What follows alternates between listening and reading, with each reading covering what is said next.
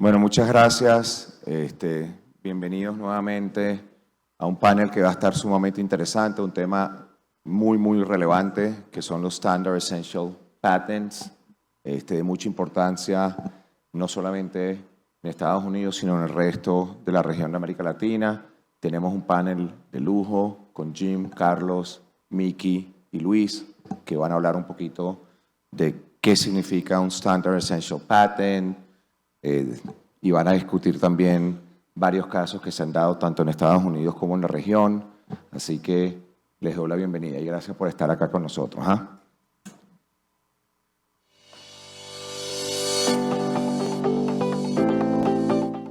Estandarización de tecnología y patentes. CEP. Tendencias. Miki Miñas, University of New Hampshire, Franklin Pierce School of Law, Estados Unidos. Carlos Olarte, Olarte Moure, Colombia.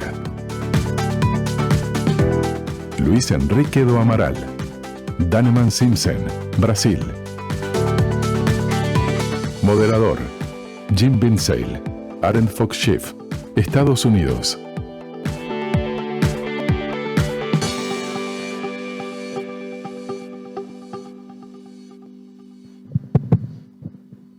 Bienvenidos. Lo siento, yo hablo solo un poquito español.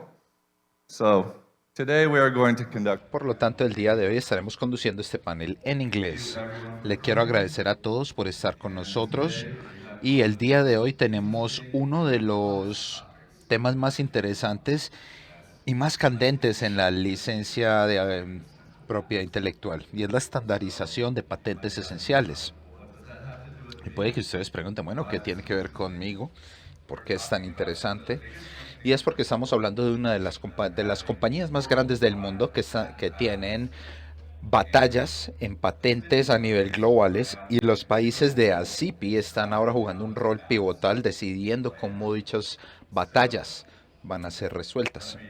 Por lo tanto, permítanme darles una introducción más detallada de estos panelistas tan distinguidos que tenemos hoy con nosotros. Tenemos a Luis Enrique Duamara.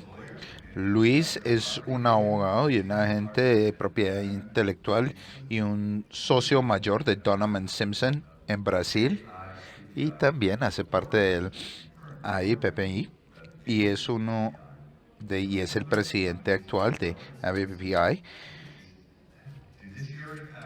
y también presenta servicios para el Poder Judicial en Río de Janeiro y para la zona de atención a situaciones legales de Río de Janeiro.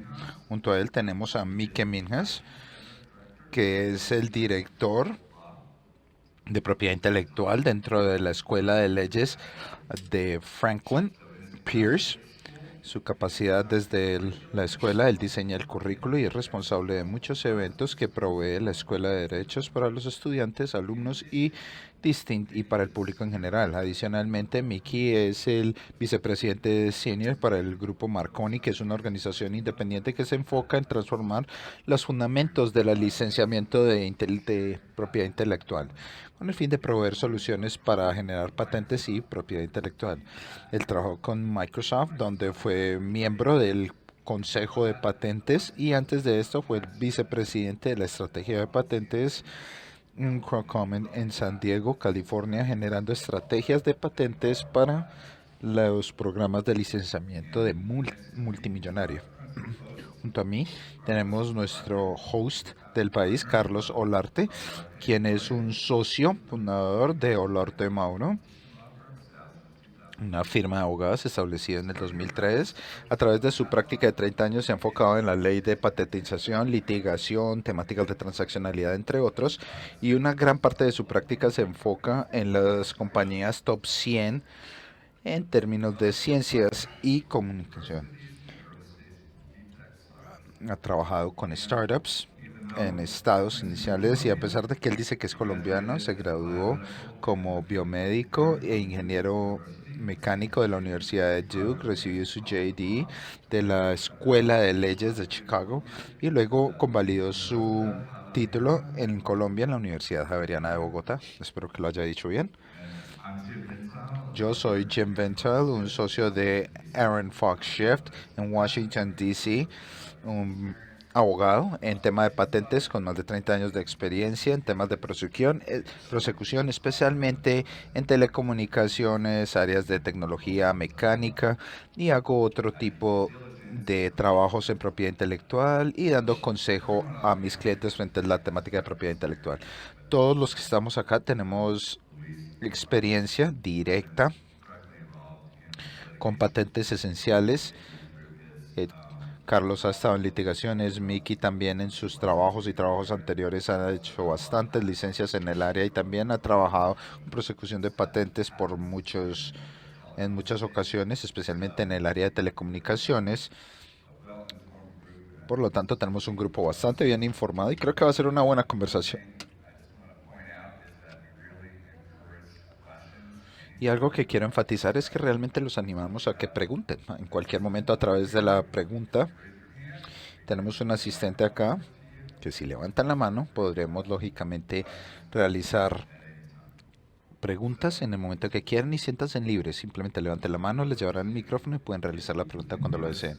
Así que vamos a dirigirnos hacia Meki para que nos regale un poco de esa historia frente a las organizaciones con estándares esenciales y hablar como tal sobre la temática de estándares esenciales.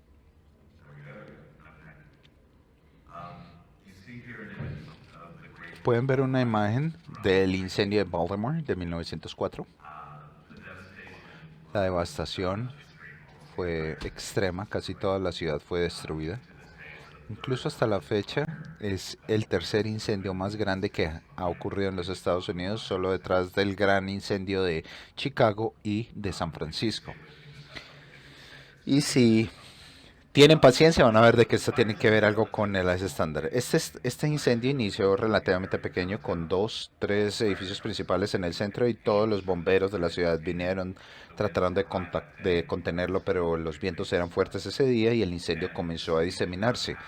La ciudad no tenía suficientes camiones de bomberos para poder tratar de mantener y controlar dicho incendio, por lo tanto llamaron a bomberos de Washington, D.C. y Filadelfia para que pudiesen enviar sus camiones para ayudar en la contención del incendio en Baltimore.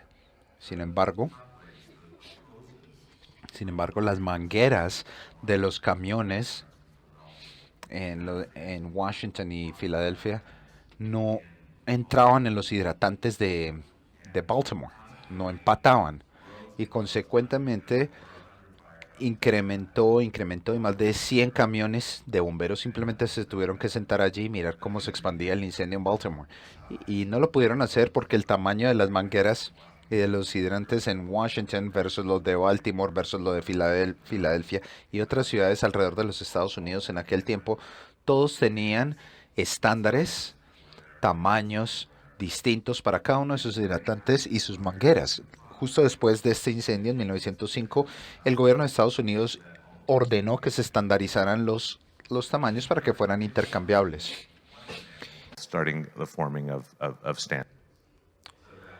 Entonces, diferentes compañías haciendo diferentes productos podrían ser intercambiables si fuera necesario. Era el concepto. Esto lleva a más competencia y mejores precios cuando se pueden tener diferentes competidores haciendo los mismos productos y teniendo ese grado de interoperabilidad.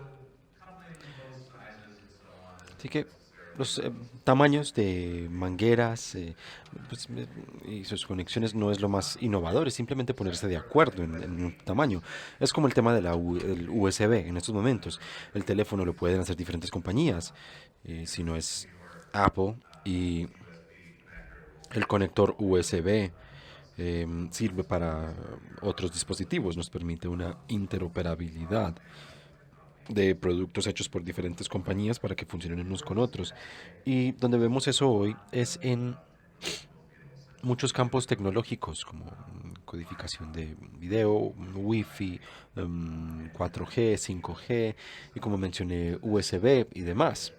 Estas son las áreas en las que la complejidad de la tecnología se hace cada vez mayor en diferentes áreas, pero es una ventaja para todos. Todos nos beneficiamos por poder comprar productos de diferentes compañías y que todos funcionen juntos. Un video que alguien sube a YouTube o TikTok puede ser consumido por cualquier otro dispositivo porque todo utiliza las mismas tecnologías de compresión y descompresión. Así que hay una cantidad de entidades de estándares, los estándares europeos de telecomunicaciones, ETSI, TIEF, diferentes estándares que han sido creados, donde estas organizaciones invitan a compañías a proveer contribuciones técnicas y determinan cuál será la mejor solución técnica y que ésta se haga parte del estándar. Entonces, cuando las compañías están haciendo esto, están haciendo estas contribuciones técnicas, avanzando la tecnología y todos tienen patentes detrás de esto. Esa es esa parte de estándares y la entidad de estándares permite que esas contribuciones técnicas sean aprobadas para el estándar. Ahora, dentro del estándar hay tal vez dos divisiones grandes que tener en cuenta. Una es lo que es absolutamente esencial para el estándar, lo que hay que hacer, y hay porciones opcionales, cosas que en las que las entidades tendrán opciones con respecto a si implementar la porción opcional o no. Y hay temas de implementación que son patentes normales. Pensamos en patentes que o implementaciones que pueden utilizarse que son diferentes al estándar como tal. El documento estándar, de nuevo, es un documento técnico, es una especificación de los aspectos técnicos de algo, el formato de algo, diferentes formas de hacer algo, y de esta manera todo tiene esa meta de interoperación. Y el último patente, submit these patents and las compañías someten estos patentes y lo hacen con miles de patentes, y esto se hace más importante cuando llegamos a estándares de telecomunicaciones, donde hay miles de patentes que son esenciales u opcionales para que los teléfonos funcionen. Y estas contribuciones técnicas son hechas en reuniones abiertas. Se reúnen en diferentes partes del mundo cada tantos meses. Expertos técnicos de las diferentes compañías se reúnen y entregan sus propuestas con respecto a si esa entrega técnica será aceptada o no. Esto es un proceso público y las compañías están aplicando patentes para estos casos, típicamente antes de la reunión, y esto todavía se ve. A menudo recibimos llamadas y los clientes nos preguntan cuántas aplicaciones pueden hacer para el viernes, y se vuelve un reto del lado de prosecución tener la disponibilidad para ayudar a los clientes en estas situaciones. Creo que nuestro peor escenario cuando hubo un encuentro de estándares en Australia y compartieron algo que no pensaron que iban a tener que compartir, y por tanto tuvimos 22 horas para presentar algo en Estados Unidos para lograr una protección. Así que la pregunta se convierte en cuándo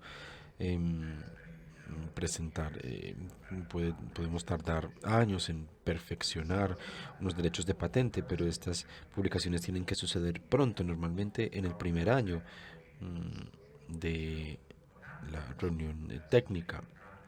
Y como hemos dicho, se hacen unos planos muy amplios o unas descripciones muy amplias que parecen estándares a veces, y a veces las cosas cambian, a veces no, y las compañías declaran esas patentes a veces muy temprano en sus procesos, pero no hay una desdeclaración que suceda para patentes que no apliquen al estándar ya, y esto genera dificultades en cuanto a quienes están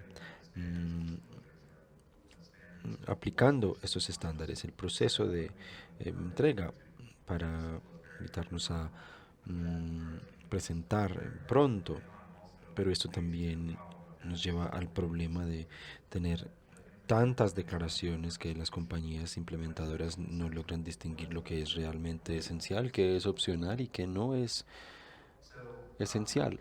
Entonces, ha habido casos hace algunos años, de pronto hace 20 ya, en el caso Rambus, donde algunos casos se vieron imposibles de aplicar porque no entregaron sus patentes a tiempo, y en el caso Qualcomm Broadcom surgieron dificultades similares en cuanto a no publicar las cosas a tiempo a las entidades de estándares. Entonces, a causa de estos varios casos, las compañías están cada vez más invitadas a presentar sus casos lo más pronto posible, lo más temprano posible.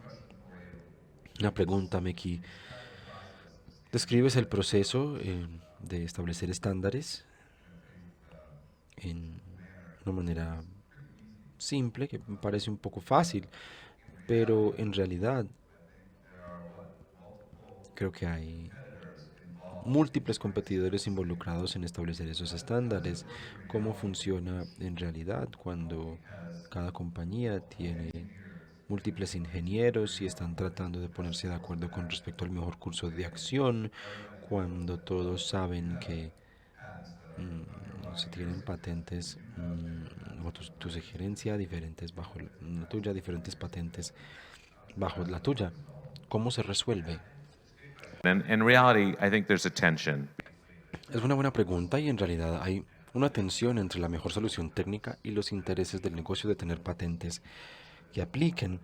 Entonces hay mucha negociación que sucede, cientos de compañías que están presentando patentes a las entidades de estándares para obtener esos procesos técnicos. Cuando trabajé con Qualcomm, y Qualcomm es reconocido por tener probablemente uno de los top 3 portafolios en el mundo en patentes esenciales en comunicaciones.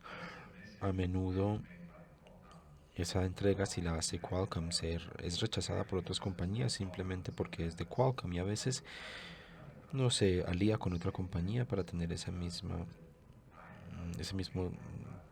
técnico que entregado por otra compañía o en colaboración con otra compañía para evitar las tendencias políticas a rechazar un proceso técnico simplemente por quien lo está haciendo.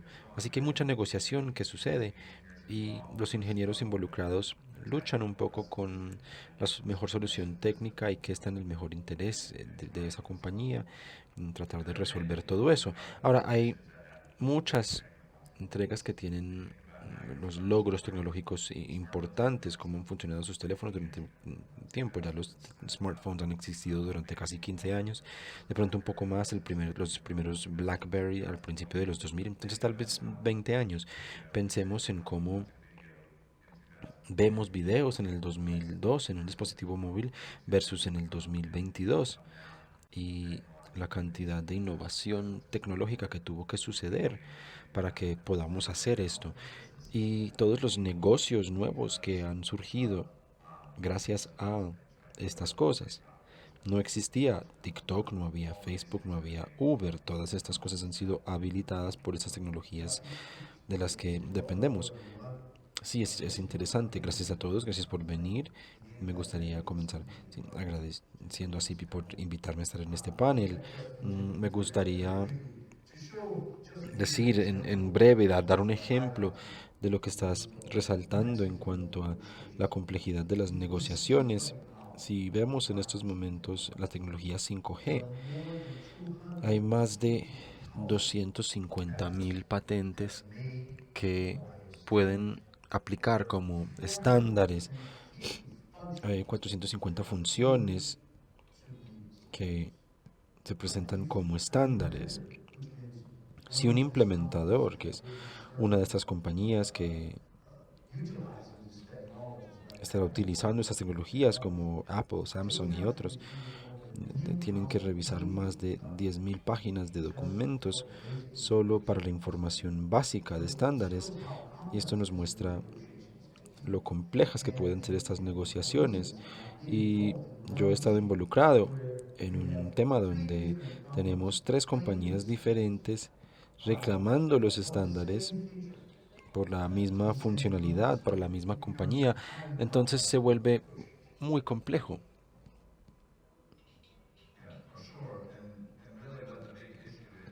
Sí, y lo que es el gran problema es parte digamos, del beneficio de la negociación que va a mencionar Mickey aquí.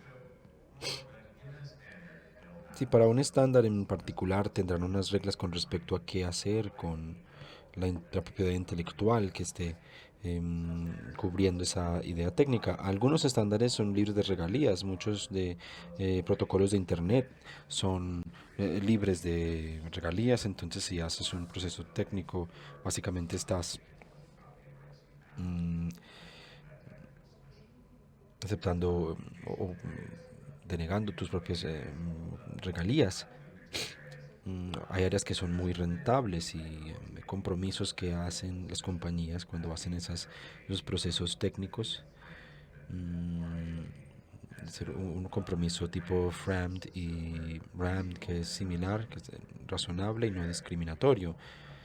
No, justo, razonable y no discriminatorio. Y hay casos donde nos tenemos que preguntar cuál es la diferencia entre razonable y no discriminatorio versus justo, razonable y no discriminatorio.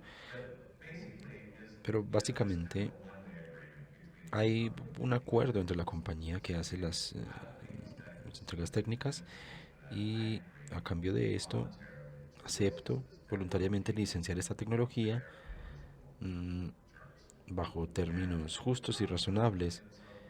Mm, Así que es un contrato de tercero beneficiario. Aquellos que están implementando deben poder depender de esta compañía que está diciendo que estoy dispuesto a mostrar licencias o entregar licencias bajo términos justos y razonables.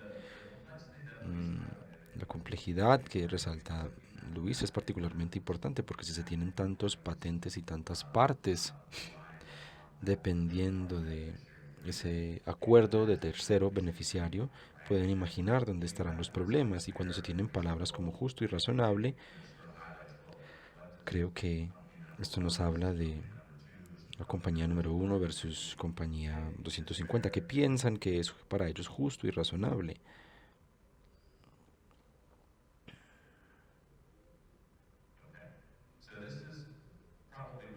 Ok, esto es probablemente en ambos extremos del espectro. Un lado a menudo dirá que una tarifa razonable es aquella que no resultará en una tarifa no razonable. Es que como ha dicho Luis, si una compañía en particular cree que su tarifa debe ser X y tienen que trabajar con 249 otras compañías, esto como va a lucir y a menudo esa tarifa se determinaría que no es razonable a causa de lo que se espera. El otro lado del argumento son compañías sofisticadas. Negociación razonable es lo que acuerden esas dos partes. Entonces escucharán esa parte de la discusión también. Todas estas compañías no necesariamente son tratadas de manera igual. Hay algunas compañías que son muy grandes, muy sofisticadas y tienen portafolios de patentes muy grandes y han estado haciendo esto durante 20 o 30 años y tienen portafolios grandes.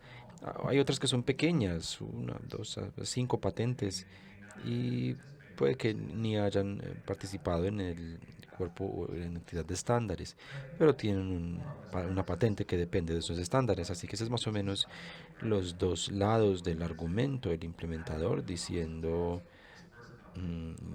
cuánto cobrar a esta primera compañía, no sé esto cómo funciona, cómo debo estar pensando en el ecosistema y cuál podría ser mi agregado.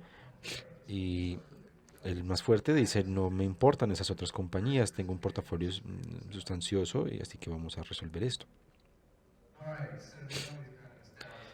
Ahora hemos establecido la base aquí y vamos a entrar en la parte buena que es como la lucha. Mm, Antes de hacer eso quiero de nuevo preguntar, ¿alguien tiene preguntas? Las luces están brillantes, no puedo ver manos aquí. Mm, a ver, entiendo cómo se siente Juanes en una tarima. Mm, Como incentivo, la primera persona en hacer una pregunta recibirá este paquete de muestras de Juan Valdés o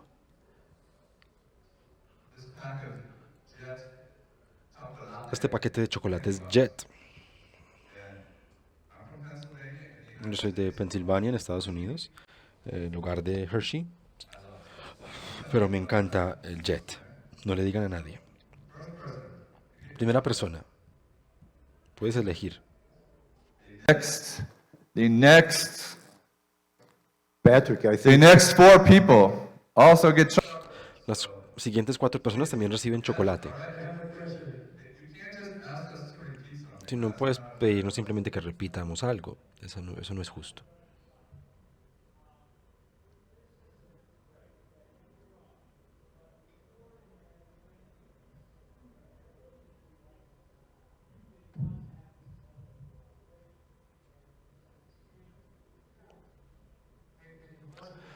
Sí, que no fue efectivo en incentivar a la industria para realmente llegar a un consenso. Piensen en el WCDMA. China se tomó su propio camino en diferentes protocolos de celular en el mundo a la misma vez. Así que el sistema ha tenido un efecto positivo, pero se habla mucho de que son contratos. Si he estado practicando durante 40 años, no es un contrato. No se tiene la consideración y no se tiene un precio, se tiene un acuerdo con respecto a cuál será el límite para el precio y eso es todo. Entonces lo que se tiene es una litigación y yo he litigado muchos de estos casos. La mayoría de esto no son casos competidor y competidor, no sale de la negociación, son patentes secundarios que terminan en el mercado secundario y los toma un troll o una compañía grande y luego se presentan contra una compañía que adoptó la tecnología 5 años antes sin conocimiento de ese patente. Entonces puedes hablar un poco de la transparencia del sistema. Parte de lo que yo veo es que la industria no mira los patentes que existen porque la calidad de muchos de esos patentes y la nomenclatura que se utiliza y el syntax los hace casi imbuscables. El sistema no está funcionando a causa de una falta de transparencia. Entonces, cuando piensan en esto, por favor, pueden hablar de los temas de transparencia aquí, porque creo que la pobre calidad de muchas de esas patentes impide que que miremos los patentes de competidores, no se obtiene el beneficio que pretende dar el sistema y luego, así 5 años después, aparece una demanda de la nada. Yo les dije que esto era emocionante. Creo que vamos a hablar de algunos de esos temas, pero no sé si Luis, Carlos, si quieres responder a esos comentarios. De pronto, Mickey nos dé un resumen general mejor. Sí, yo puedo comenzar. Sí, es un contrato de tercero reconocido por muchas cortes en el mundo, Estados Unidos, el Reino Unido, incluso en China ha sido reconocido como un contrato de un tercero. La pregunta es si es justo y razonable. Y ese sistema puede dañarse. Por ejemplo, en Europa, uno tiene que hacer una oferta justa para que se determine el ser un licenciado dispuesto. Por eso hablamos de esos conceptos de dispuestos y no dispuestos, y esto también ayuda a determinar los tipos de remedios que están posibles. Entonces hay una pregunta grande de si la regalía como tal es suficiente para satisfacer a quienes tienen los patentes en cuanto a un retorno justo.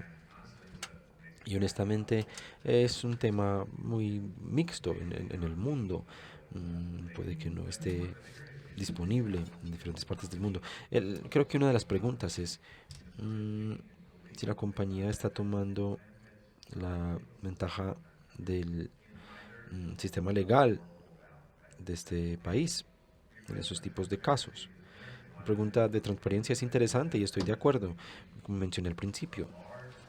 El gran volumen de patentes que se presentan y cuándo se presentan, en comparación de cuando se aprueban, realmente nos habla de ese problema de transparencia. Es difícil para el implementador tratar de determinar a qué patentes deben aplicar una licencia o no. Y el otro lado de esa discusión es que si tengo una patente o dos, sí puedes cuestionarlo. Tengo miles de patentes y les he mostrado muchos de... pero ¿cuántos necesitan? ¿Y será que solamente están utilizando el sistema y la falta de transparencia como un motivo para continuar como sosteniendo patentes. Y las leyes han cambiado con el tiempo. Las leyes, hace 20 años, hacíamos búsquedas en Estados Unidos solamente y no queríamos tener que se nos presentaran casos en contra. Las leyes han cambiado dramáticamente en los últimos 20 años, donde no hay necesidad de que se hagan esos tipos de búsquedas ya, porque podemos enfrentar los problemas legales más adelante sin la consecuencia de esos problemas.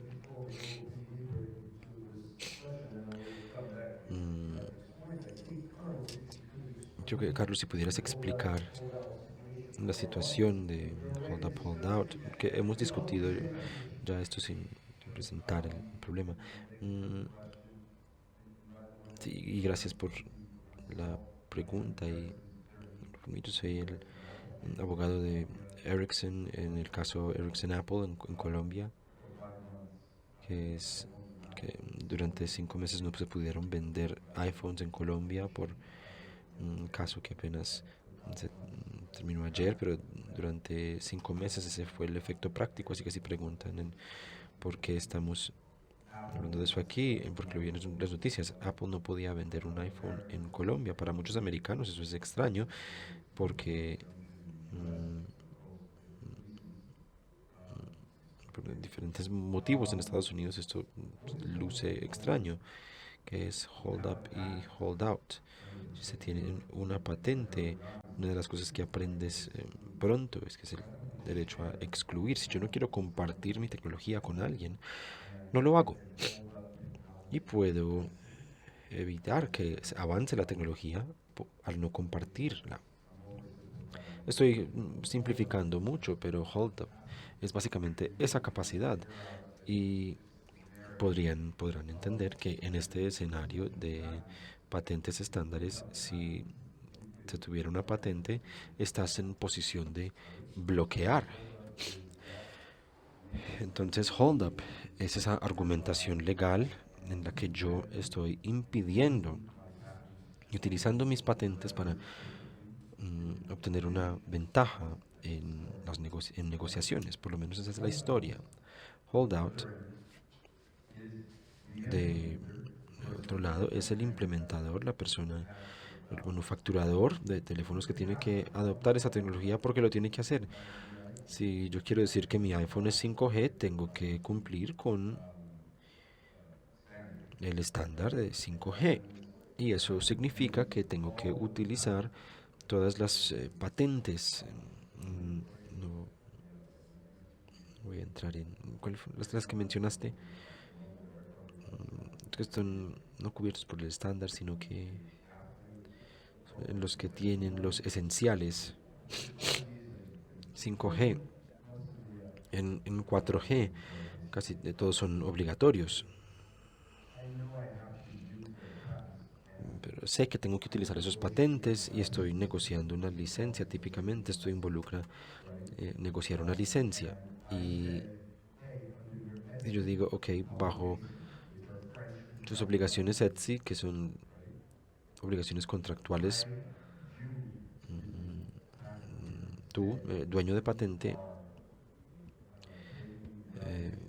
básicamente estás tomando las obligaciones para licenciar tus patentes bajo una tarifa en particular. Vamos a resolverlo, vamos a tomarnos 10 años para resolverlo. Eventualmente te voy a pagar con interés, vas a estar bien.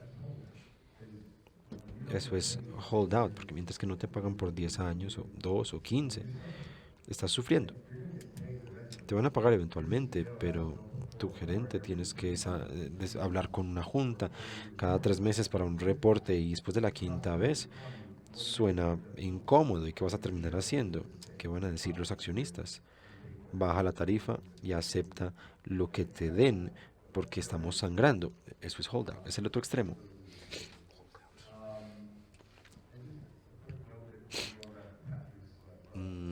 Entonces, regresando a la pregunta de Patrick, creo que hay que tener en cuenta que mucha de la discusión, especialmente en los ejemplos que vamos a utilizar hoy, suceden como parte de negociaciones donde no es que voy a mirar 10.000 patentes en general, sino que el dueño de patente básicamente dirá, voy a elegir mi top 100 patentes, los miro y o míralos y déjame saber. Y básicamente me vas a decir, esto no es esencial, este no es válido, vamos a hablar de esta. Y algo muy importante, por lo menos es con Ericsson, estamos hablando de licencias que tenían acuerdos de licencias ya 2 veces. 1, 2, van para el tercero ya. No es como si fuera de la nada, eso también es muy reconocido entre las entidades. Sí, vamos a hacer un par de comentarios antes de hablar de la pregunta. Básicamente hablaremos de las 2 maneras en las que una patente puede convertirse en una patente estándar esencial. Una, si una SSO lo declara que es esencial para cierta función, característica o tecnología, y hay organizaciones que certifican estas tecnologías, se organizan, tratan de organizar cuáles patentes son realmente esenciales. Esta es una manera. La otra manera es una autodeclaración por el patentado. Uno es una organización que certifica, revisa la información, o que supuestamente debe revisar la información y declara esa patente como esencial. El otro es que dice, básicamente, declaro que mi patente es un estándar y luego paso a mi estandarización de patente. Uno de los beneficios principales de tener una patente declarada como esencial es que reviertes ese peso de las pruebas, así que asumes que la patente ha sido explotada. Si tienes el producto y esa tiene esa característica o función, no tienes que demostrar esta infracción. Es un motivo por el que las compañías saldrían de la nada a decir mi patente es esencial, porque es mucho el beneficio que obtienen, no solo en cuanto a la licencia, sino el derecho a exclusión, porque ahora tengo que salir. Así que cuando entramos en este tema de hold up, hold out, hold up significa que el patentado, probablemente no utilizo la palabra correcta, pero vamos a ejemplificarlo. Es que básicamente esconden la aplicación o esconden el patente, esperan que salga un producto al mercado y luego dicen, no, espera, yo estoy declarando mi patente como esencial y estás utilizando un producto que incorpora mi tecnología, ahora tienes que pagarme. Y así luciría una situación típica de hold up. La situación aquí es que la compañía dice, voy a lanzar el producto, como sea, voy al mercado, no me importa, yo no negocio licencias y esperamos a ver qué sucede. Y cuando suceda, enfrento la situación, puede o no que pague, puede que tengamos que litigar o no. Básicamente, la regla es que hay que demostrar la infracción. Así que hay que ver si se está siendo explotada esta infracción o no, se toman acciones. Esa es la situación típica de un holdout, el que no me importa. Entonces, creo que lo que menciona él es que básicamente como una emboscada de patente donde no hay suficiente información.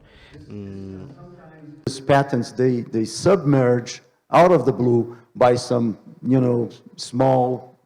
sometimes small companies that have filed those patents, or sometimes by a large portfolio company. Comienza a iniciar con el proceso de la patente y luego se vuelve una gran sorpresa.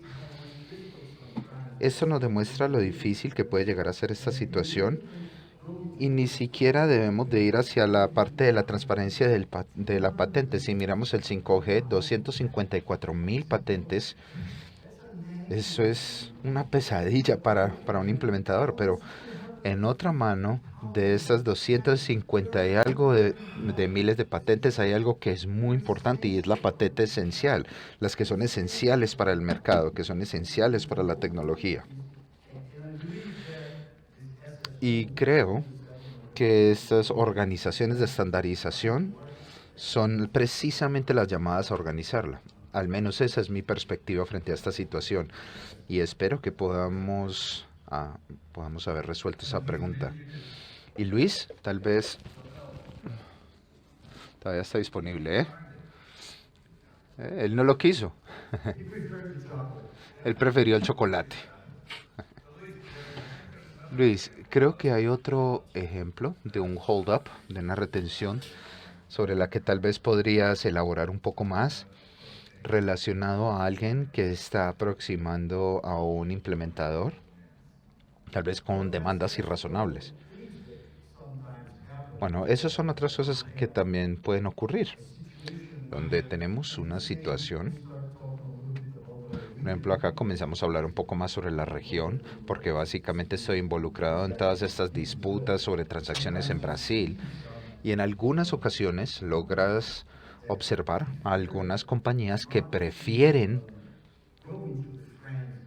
no entrar en estas batallas. Algunos países tienen un muy buen entendimiento de todas las reglas que tienen que ver con las licencias, con las patentes esenciales, y están muy bien desarrollados. Pero en nuestra región, al menos hablando desde la perspectiva de Brasil, no está tan bien desarrollado. De hecho, no está desarrollado para nada. En ciertas ocasiones tenemos la situación donde el dueño de una patente, bueno, y desde que Brasil no tiene legislación, regulación, nada que pueda lidiar con las estándares de patentes, por lo tanto las personas dicen, bueno, voy a generar un caso de infracción de patente normal.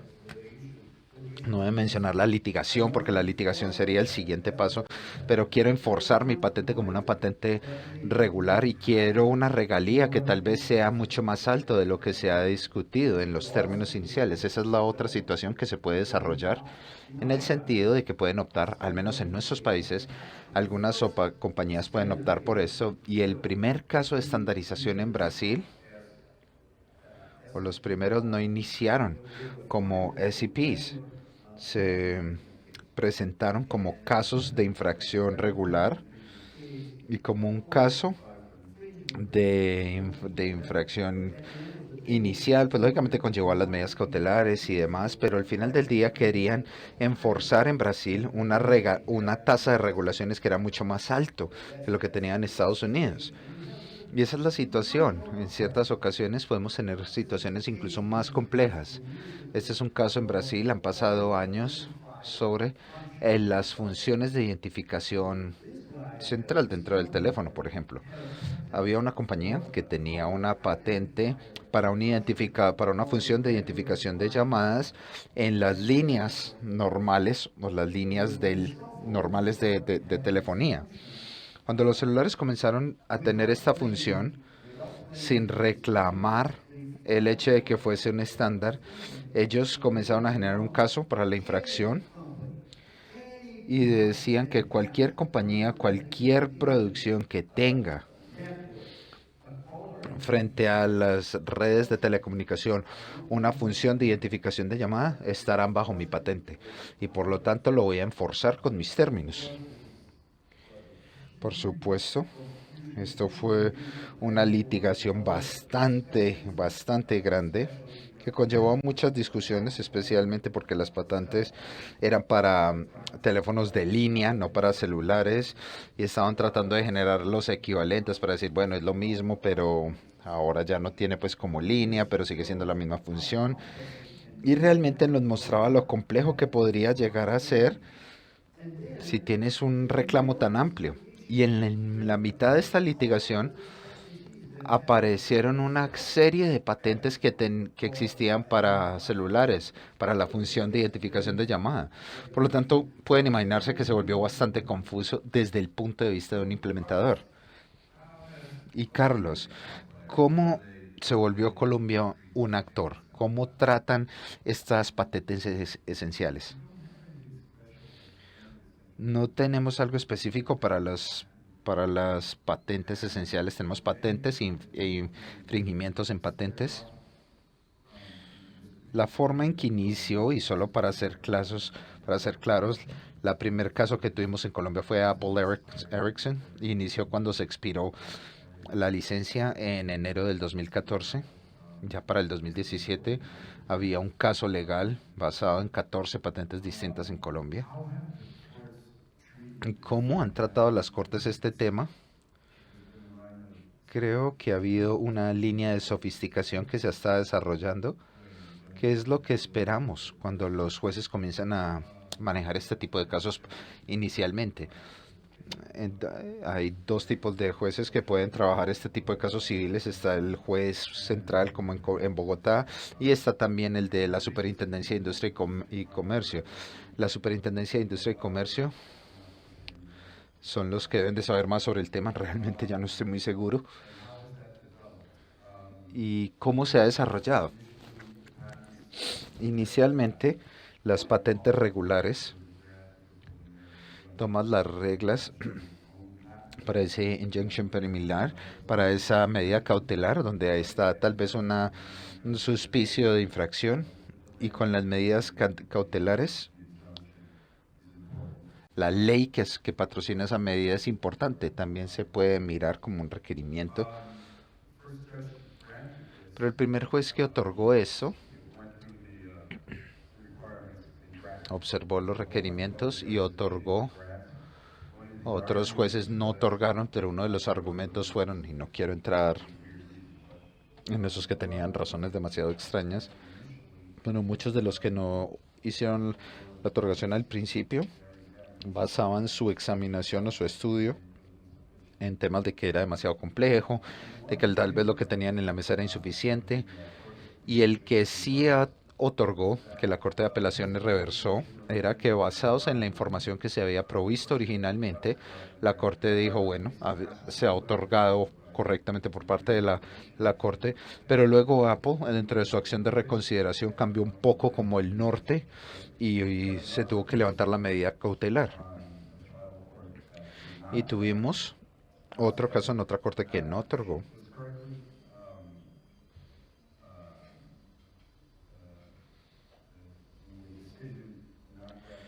Básicamente la decisión de no otorgar esa propiedad intelectual fue correcta, pero ahora querían cambiar esa medida cautelar, y el juez debía de compensar, de configurar una regalía donde se consideraran daños y demás, mientras se lograba tomar una decisión realmente final. Por lo tanto, el juez lo que decía era que sí había una infracción, pero mientras tanto no quiero otorgar una prohibición como el otro juez 43 hizo.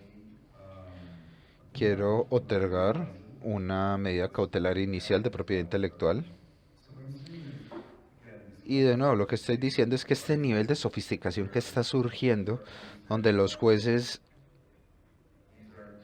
comienzan a entender de que, bueno, hay patentes que son un poco más extrañas, estamos llegando a ese punto,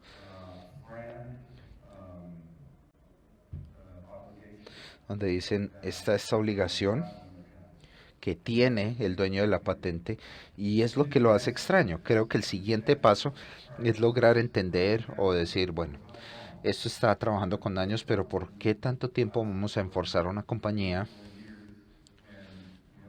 para que tenga 2, 3 años y que puedan sostener esa infracción durante esos 4 años mientras negocias? Ese es todo el argumento realmente donde estamos centrados en el momento. Tal vez nunca lleguemos a esa temática, porque en este caso en particular, como muchos de ustedes sabrán, en este momento ya hay un trial de jurados, y un jurado debe decir si el amigo de Ericsson ofreció algo legítimo. Eso le puede ayudar a las partes a negociar, pero mientras tanto en Colombia, y aquí ya para cerrar mis comentarios, en Colombia, en Alemania, en el Reino Unido, en Bélgica, en los Países Bajos, en Brasil, ¿por qué hay este tipo de litigación asociada? Eso es una gran pregunta también. Y de nuevo, esto hace parte de la litigación global. Y más adelante creo que entraremos en el tema de por qué Colombia, por qué Brasil. pero realmente hace parte de un esfuerzo conjunto y esta temática está haciendo que las personas se sienten en una mesa y si eres un jugador pequeño que quiere licenciar sus patentes, una persona, un implementador, es difícil lograr que muchas veces se puedan sentar y conversar a menos de que haya un litigio. La pregunta es, ¿dónde voy a generar el litigio? ¿Solo en los Estados Unidos? ¿Será en Estados Unidos y otros países? ¿Y por qué esos otros países? Y eventualmente vas a llegar al punto del por qué escogí ciertos países. Y creo que eso viene a la conversación que tenemos en la mesa. Así que para resumir, Brasil y Colombia, debido a las formas en que sus leyes de propiedad intelectual y sus patentes son litigados, hay algunas ventajas que se pueden obtener que los diferencian de tal vez de otros países y tienen en común con otros países. Y Miki, tal vez tú puedes contarnos, tú estás manejando un litigio de patente bastante grande, ¿cómo lo puedes mirar desde la perspectiva global e identificar qué tipo de estrategia se va a estar utilizando? Tal vez podemos entrar también a la parte, en la medida cautelar. Y antes de eso, preguntas, dudas, comentarios. Ok, el tema está interesante. Adelante. Nos vamos a tener que comer todos estos chocolates si ustedes no hacen preguntas. Ok, tal como fue comentado por ustedes dos, estas batallas que se liberan en los distintos países hacen parte de una guerra mayor que es un conflicto global, ¿cierto? Donde hay una litigación multijurisdiccional. Y de nuevo, eso se dirige a un conflicto y un problema que hay en el sistema en el sentido de que cada corte y su jurisdicción es doméstica, por supuesto. Y las disputas son de un tamaño global. ¿Cómo armonizas una disputa global cuando las cortes domésticas están limitadas a las decisiones domésticas? Por lo tanto, aterrizamos a buscar el método adecuado, seas el demandante o el demandado, cuál es la forma correcta o cuál es el país donde puedes aplicar un apalancamiento frente a esa disputa global. Y debo de mencionar algo frente al costo involucrado. Cuando estás en estas litigaciones, en estos litigios multijurisdiccionales donde hay más de 10 demandas activas alrededor del mundo, generalmente también hay disputas de anticonfianza que están en disputa y en la línea de las siguientes disputas que se van a ver pueden ser claras en el horizonte alrededor del mundo. Y en el 2014 recordamos de que habían litigios que excedían casi el $1.000.000 casi que por meses, hoy, por día. Hoy en día casi puede llegar a los $2 millones por partes. ¿Ves a estos litigadores tal vez queriendo participar? Sí, la razón por la que ocurren estos campos es porque tenemos billones de dispositivos, 1.3 billones de dispositivos vendidos en este mercado.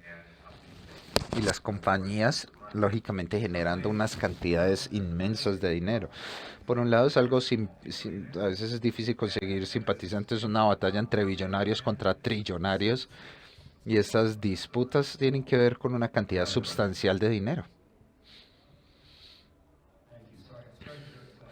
Me disculpan por hacer la pregunta 2 veces. Lo que ustedes acaban de describir es básicamente una invitación a lo que una economía llamaría, ¿cierto? Una infracción, una infracción mayor.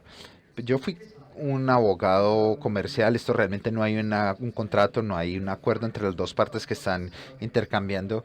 Hay un marco donde pueden decir las cortes, sí, hay un contrato y avanzamos y vamos a entrar en la disputa. Pero mi cuarto es que ustedes tienen muchos cuerpos nacionales y por 20 años el sistema no funcionó porque no era tan robusto como se necesitaba y ahora está lo suficientemente robusto en el sentido de que está trabajando, está funcionando y nos está dando unos estándares consensuados.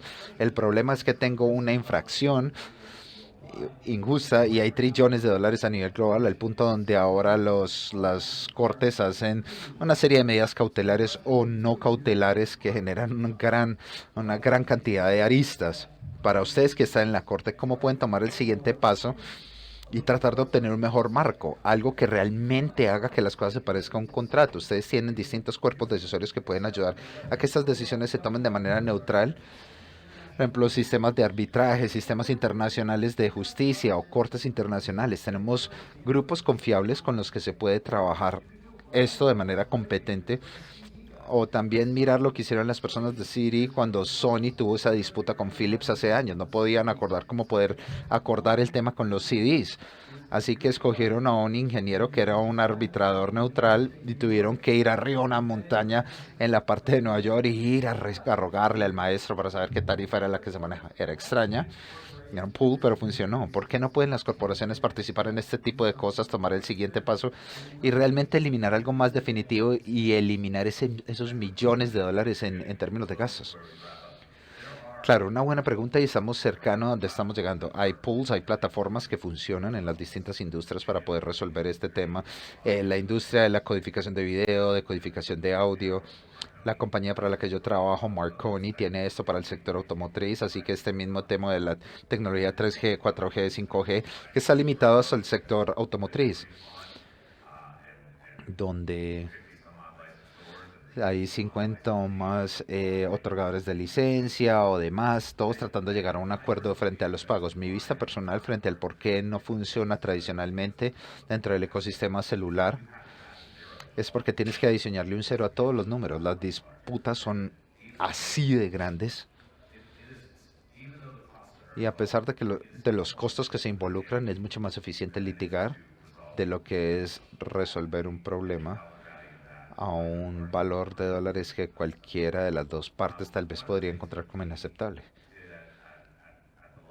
Algo que sí hicimos en la escuela de leyes el año pasado es que invitamos a muchos otorgadores de licencias y dueños de licencias para una conferencia para poder discutir esta temática. ¿Por qué no podemos tener una mesa en común? Así que teníamos compañías como Qualcomm y grandes sostenedores de patentes. Teníamos a Microsoft, a Dell por un lado. Y surgieron, uno de los elementos más intrigantes que surgieron fueron afirmaciones como que decían, bueno, esta es la primera vez que nos sentamos en una habitación y hablamos de esto fuera del contexto de la litigación. Y lo que ocurre es que esos argumentos razonables que las personas pueden hacer dentro de un ambiente no litigioso son muy distintas a las afirmaciones o a lo que se está mencionando cuando estamos en un ambiente de litigio, porque las personas van hacia suposiciones extremas y no tienen tanta voluntad de llegar a un punto medio cuando estamos en el medio de un litigio. Es mi opinión, pero no sé tal vez qué opinan ustedes. Quiero realizar un comentario rápido, al menos desde la perspectiva brasileña.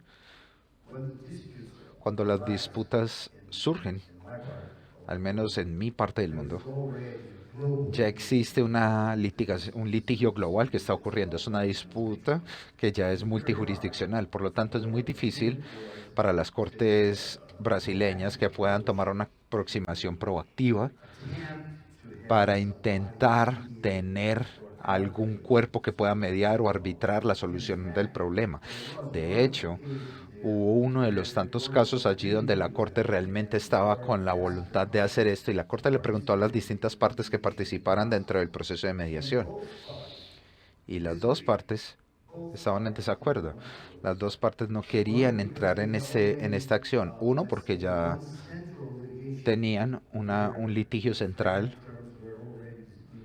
donde ya se estaba discutiendo la problemática. Y en segunda instancia, sería extremadamente extraño que las compañías se sentaran y resolvieran en una sola jurisdicción mientras existe toda esta otra situación de problemáticas multijurisdiccionales. Puedo decirles que realmente la Corte estaba bastante decepcionada que ambas partes, en este caso en específico, estuvieran en desacuerdo.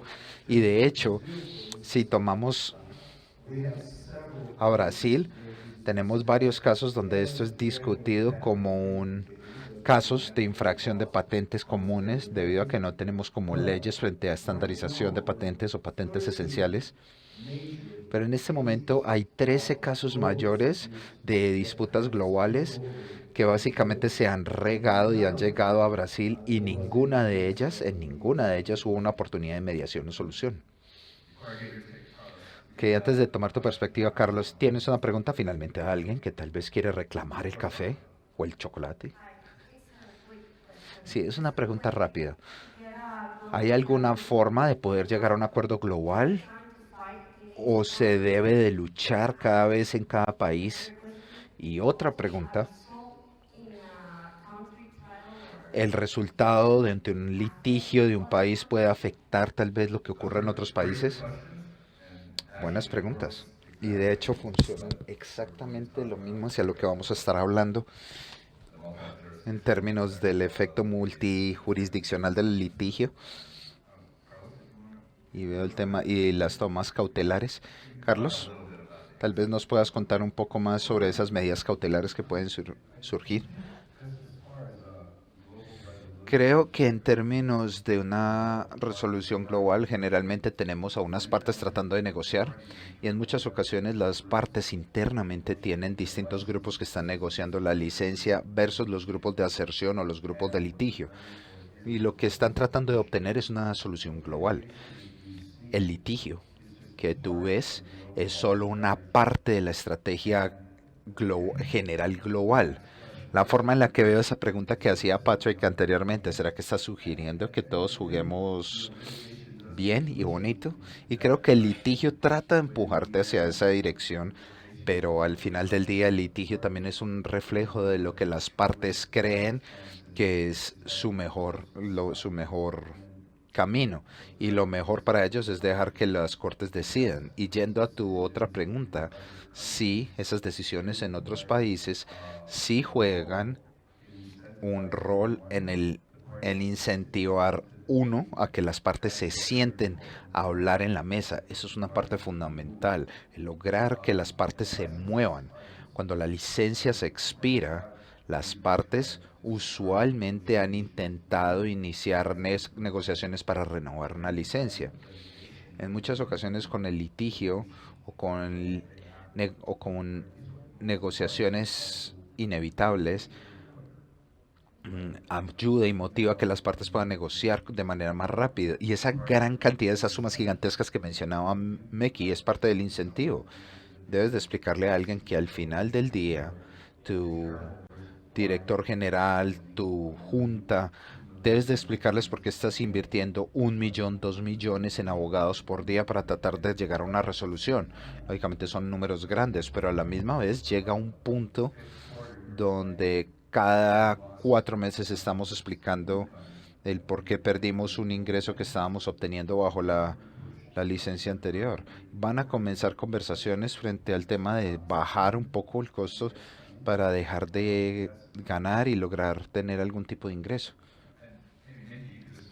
Y Meki, tal vez puedes mencionar rápidamente sobre las medidas cautelares y cómo las distintas jurisdicciones están tratando de jugar entre ellas. Sí, creo que es muy interesante esa pregunta frente a la corte que puede tener una corte y cómo puede influenciar la decisión de otra corte. Es difícil no pensar esto en el contexto de los problemas mundiales alrededor del mundo en términos de cómo nos estamos volviendo más extremos tal vez de una forma o de otra. Creo que hay tal vez como un paso atrás en términos del nacionalismo, donde en ciertos casos los países tratan de acomodarse mejor a las decisiones y el bienestar de un país frente a otro. Así que esto es como un ejemplo donde vemos muchos casos multijurisdiccionales donde la corte de un país tuvo una decisión y la corte de otro país surgió o generó una conclusión distinta. Y voy a hablar de Microsoft Motorola, ya que eso lo vimos. Motorola era un país independiente en el 2011, era una compañía independiente en el 2011 y trabajaba con patentes de conexiones y de videos.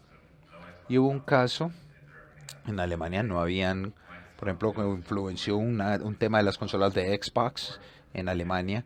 Por lo tanto, Microsoft fue a una corte en los Estados Unidos y generó una medida cautelar. Usan una medida cautelar donde el juez decía la cantidad que está pidiendo Motorola no es franca. Y por lo tanto, Motorola se te prohíbe forzar esa medida cautelar que tienes en Alemania contra Microsoft. Y luego fueron un paso más allá y dijeron, estas son las tarifas que creemos que debes de aplicar para tus patentes de videocodificación y de claves de red. Y en el proceso de ese caso, desde el momento en que se generó el caso hasta que se solucionó, fue que Motorola fue comprado por Google y esto se volvió Google versus Microsoft. O Google es el demandante enforzando la tarifa y Microsoft se estaban defendiendo. Y lógicamente la vista de Google de las patentes y licencias están más al lado del implementador. Esencialmente tenemos dos compañías que están en una batalla que estaban al mismo lado del problema al final y lo resolvieron de una forma mucho más favorable en términos de tarifas que estaban asociadas al tema. Y esto se va construyendo, la forma en que las cortes conversan, por ejemplo, el cortes en China contra los de Estados Unidos, los Nokias continentales, las cortes en el Reino Unido versus las de Estados Unidos. Y también vemos también Apple Share, que son cortes, por ejemplo, que están en distintos países. Y Samsung Ericsson, por ejemplo, también es otro caso, solamente para poderles dar un sentido de lo que está involucrado. Y tengo una diapositiva acá, a continuación, que nos muestra qué fue lo que ocurrió a través del invierno. Podemos mostrar esto rápido para mostrar lo ridículo que fue este caso. Me gusta llegar como a ese tipo de la diapositiva de conclusión, ya que estamos llegando al final del tiempo. Sí, podemos mirar que hay número de eventos. Esto ocurrió desde el diciembre de 2020 hasta enero de 2021. Estamos hablando de un periodo de tiempo de 45 días, algo así más o menos. Casi difícilmente un mes. Para Samsung, que es una compañía coreana, generó un caso para un juicio en China. Y Samsung, por cierto, tiene muy poco market share en China y le pidió a la Corte China que determinaran cuál debían de ser las tarifas adecuadas. Y no le dijeron a Ericsson que había presentado este caso. 4 días más tarde, cuando el acuerdo anterior se expiró, Ericsson demanda a Samsung en Texas lógicamente por una violación a una parte del contrato. Y lógicamente a través de los días, no voy a entrar a cada punto de lo que ocurrió, pero básicamente lo que ocurre al final es que la corte en Wuhan dice, sí, vamos a determinar cuál es la tasa global, y la corte en Texas dice, no, no lo vas a hacer, y genera una medida cautelar. Y esto se vuelve en un round más con Ericsson pidiéndole a la corte de Wuhan para una orden de restricción temporal, y Ericsson comienza a generar demandas en otra cantidad de países. Y al final la Corte del Este de Texas genera una anti-infracción para pedirle a Samsung que no tomara ninguna decisión contra la decisión china. Así que vemos cómo esto comienza a trabajarse desde una medida cautelar contra una anti-medida cautelar, y esto se vuelven unas medidas anti-cautelares, y realmente llega a un punto de ridiculez. Y las cortes alemanas han decidido y han dicho, bueno, si vas a generar una antimedida cautelar en cualquier país, vamos a determinar de que tú eres un licenciado que no está actuando correctamente, lo que luego permite que que se generen algún tipo de alivios en el propio territorio alemán. Hay ciertos elementos de esa decisión que puede tener lo que está ocurriendo mal, pero luego miramos las distintas medidas cautelares de lo que ocurre entre Apple, Ericsson, entre Colombia y Estados Unidos, que son otros ejemplos. Ok, quiero llegar a esta diapositiva, más o menos concluye, hemos hablado de todos estos temas, pero ¿será que hay una mejor manera de resolverlo? Tal vez, pero ¿qué es justo? ¿Quién será como el director central que decide qué es una tarifa justa? ¿Y será que es justo que una persona lo decida y que luego se aplique esa tarifa a Estados Unidos también, y a Colombia, a Brasil? ¿Será que hay otras consideraciones para cada jurisdicción que requiera de que esto sea diferente en cada lugar? Hay diferentes preguntas que responder. Tal vez podemos pasar a lo que quiero que hablen Luis y Carlos para concluir aquí. Es cómo pueden otros abogados aquí en estas regiones involucrarse en esta área tan interesante y lucrativa de propiedad intelectual. Sí, creo que muchas personas me han preguntado el por qué Colombia, qué es especial de Colombia, qué vendiste. I think it's important Creo que es importante, o fue importante, entender la jurisdicción. Creo que para Brasil es bueno que es grande. Aquí no somos grandes, son como una quinta de la población y una décima parte de la economía. Donde somos fuertes y Le pregunté a muchos colombianos y no lo creyeron. Pero tenemos un buen sistema judicial, especialmente para propiedad intelectual. Los procedimientos diseñados para proteger propiedad intelectual, tenemos un procedimiento de medidas cautelares que es fuerte, una asunción de validez, un descubrimiento amplio. Creo que no se utiliza mucho y no es relevante a este caso, pero sí estaba el tema de la disponibilidad de una solución eficiente para dueños de patentes, incluyendo de esenciales. Entonces, hablar de por qué, de tu jurisdicción y por qué es útil proteger los derechos en general, creo que es bueno, creo que la mayoría de gente lo hace, pero en litigación de SEP es particularmente importante y viable, creo que es un aspecto clave, es algo importante que se debe hacer. Otra cosa es que hay que tener en cuenta quién vas a representar. Los conflictos se comienzan a ser más importantes. ¿Será que quiero tocar a Apple? Ya tomé esa decisión en mi vida y nunca voy a representar a Apple. Y eso es obvio, pero es algo en lo que hay que pensar. Yo no voy a representar a Apple en ningún sentido. Tal vez hay otras opciones. Otros abogados tomarán esas mismas decisiones. Y son cosas que hay que evaluar. Y tercero, creo que es vender la jurisdicción. ¿Será que es cuestión solo de investigar bien y venderlo? Hay que ir a hablar un poco más de eso. Sí, creo que veremos más y más de estos casos. En Brasil, durante años ya hemos tenido estas litigaciones y casos similares y una cantidad de acciones que están sucediendo, pero veo que recientemente en Brasil está cambiando y Brasil se está volviendo cada vez más parte de esas disputas multijurisdiccionales. Hay dos factores básicos. Uno de estos factores no tiene nada que ver con nosotros y no podemos controlarlo. El mercado, el tamaño de la economía y la forma en que las cortes enfrentan dificultades. Pero hay cosas que podemos, para otros países, hacer dentro de la región ASIPI.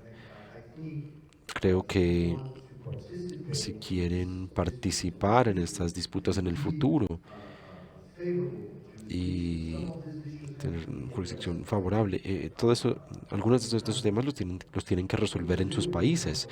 En Brasil tenemos un sistema de cortes que es extremadamente amigable a dueños de patentes.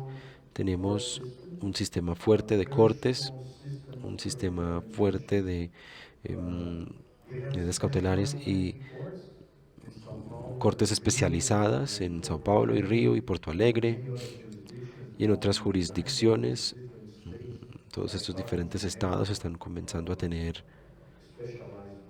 cortes especializadas. Brasil tiene un sistema en el que la invalidez se discute en cortes federales y las infracciones en las estatales, pero en ambas cortes ahora tenemos o hemos estado viendo la especialización de las cortes, y en nuestra firma y en la Asociación de Propiedad Intelectual de Brasil y otras asociaciones hemos estado promoviendo la especialización, hemos estado promoviendo el mejoramiento de las leyes o el mejoramiento de las prácticas. En estos momentos estoy muy involucrado en tener una corte especializada en Río. En Río las cortes de juzgado están especializadas en propiedad intelectual, pero ante apelaciones se puede pasar a diferentes cámaras. Ahora tendremos 2 cámaras especializadas con 16 jueces para temas de propiedad intelectual, y en nuestra asociación hemos estado promoviendo esto, apoyando a las cortes, estamos en contacto con las cortes, estamos sugiriendo nombres de jurados para estos procedimientos. Es el tipo de cosa que pueden hacer en sus países a través de sus organizaciones locales para tratar de promover más especialización. A la misma vez, tenemos, como saben, y hemos tenido durante muchos años un problema de backlog, filas de espera, 250.000 aplicaciones esperando durante décadas. Entonces, en nuestros esfuerzos, y por supuesto no es solamente los esfuerzos de nuestra asociación local, sino que trabajamos con el gobierno, presionamos al gobierno para que desarrollaran soluciones para ese backlog, esa cola de espera. El gobierno en Brasil llegó a una solución razonable, muy decente, no ideal, pero sí muy decente.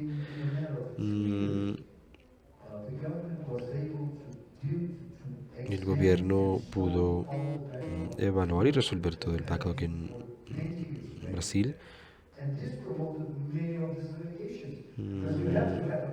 Vamos a ver si funciona, porque hay que tener una patente para comenzar. Son cosas que pueden hacer. Y tengo que enfatizar un punto que expresó Carlos, y tienen que promover sus países a través de cartas, a través de información a los clientes, desinformación a los mercados que tienen en su país, de que hay un ambiente que es bueno para los patentes. Tenemos un solo minuto. Preguntas. Aún hay más chocolate aquí. 48 segundos. Ok, muchas gracias a todos por su asistencia, por recibirnos hoy. Les agradecemos y todos estamos disponibles en cualquier momento hoy o esta tarde si tienen preguntas. Pero gracias. Quiero decir que esta es mi primera CIPI y es genial, una de las mejores conferencias en las que he estado, así que gracias por recibirme.